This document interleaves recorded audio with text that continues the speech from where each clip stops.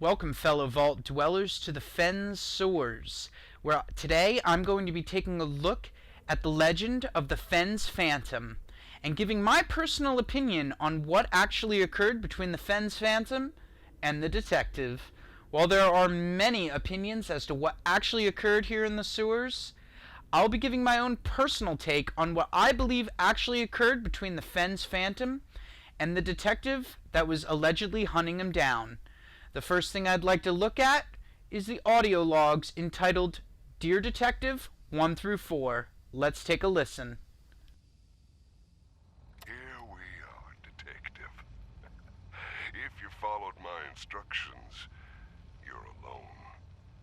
And well, if you aren't, I've already left. You better be alone. What? I want you to appreciate your surroundings, Detective.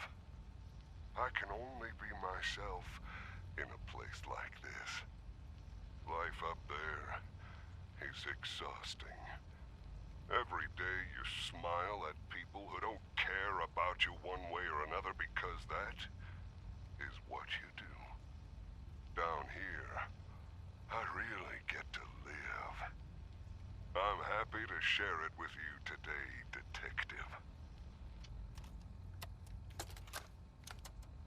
I am getting so anxious about our meeting, Detective. You know, I think I have only ever wanted someone to know me. And really, I can't think of anyone who knows me as well as you do. I am your object of fascination, and you have become mine. It's humbling, Detective. I didn't want to hurt you, Detective. I didn't want to hurt you, but you hurt me first. Now I know you didn't mean those things you said, and I forgive you, Detective. It doesn't matter anymore. Now you're here with me.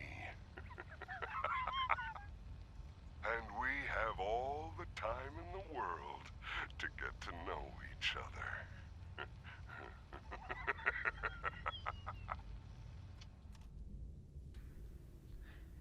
Based on these audio logs, we can surmise that the Fens Phantom has lured the detective down into the sewers, wants the detective to admire his work, and we also learn that he's quite tired of living on the surface and having to fake smiles at people, which makes me believe that this probably took place pre-war, before the bombs fell. And another puzzling thing that he says is that he knows that the detective never meant to say those things or hurt him.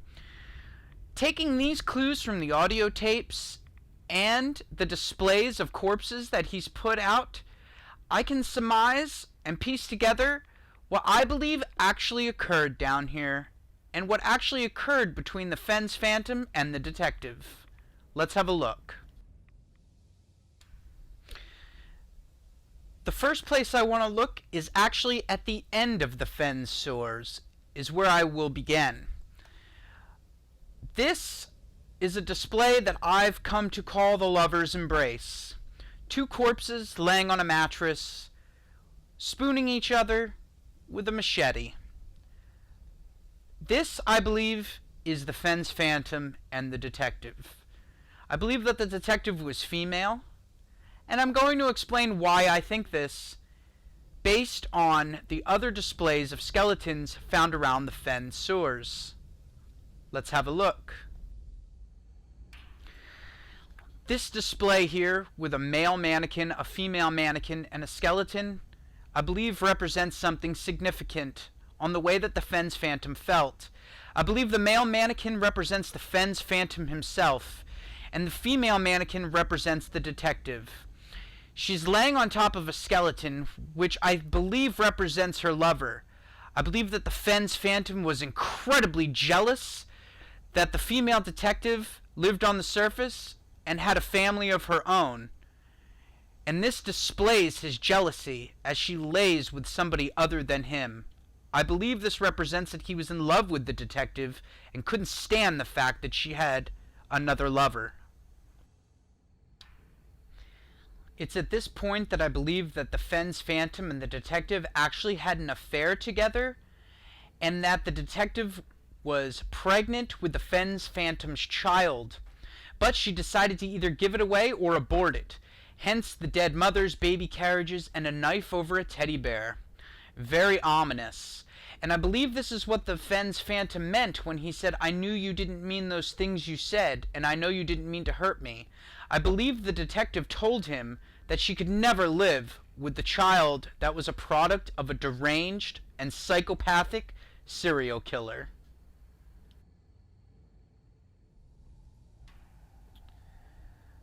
The macabre scenes with the skeletons, coupled with the evidence from the audio logs, prompts me to believe that the Fens Phantom was incredibly in love with the detective and jealous of her life on the surface. He knew that he would never be a part of the detective's world, and that their two lives were completely different, but it didn't stop him from feeling passionately for her, thus prompting him to lure her into the sewers, kill her, and lay down with her before taking his own life, ensuring that forever they would lay together. I believe that the Fens Phantom was incredibly jealous of her family life, the man that she had married, and the children that she had produced. And he knew that the only way he could ensure that he'd be with her forever was to lure her into the sewers and take her life. I believe that the detective, feeling somewhat obligated to explain herself to the Fens Phantom, and her curiosity led her to go down into the sewers in pursuit of him, thus ending her life. This is my take, and just one of many takes, on what may have occurred down here in the Fens sewers, just outside of Diamond City in Fallout 4. I hope you've enjoyed this video, and please leave a comment in the comments section below, and don't forget to like and subscribe. Thank you.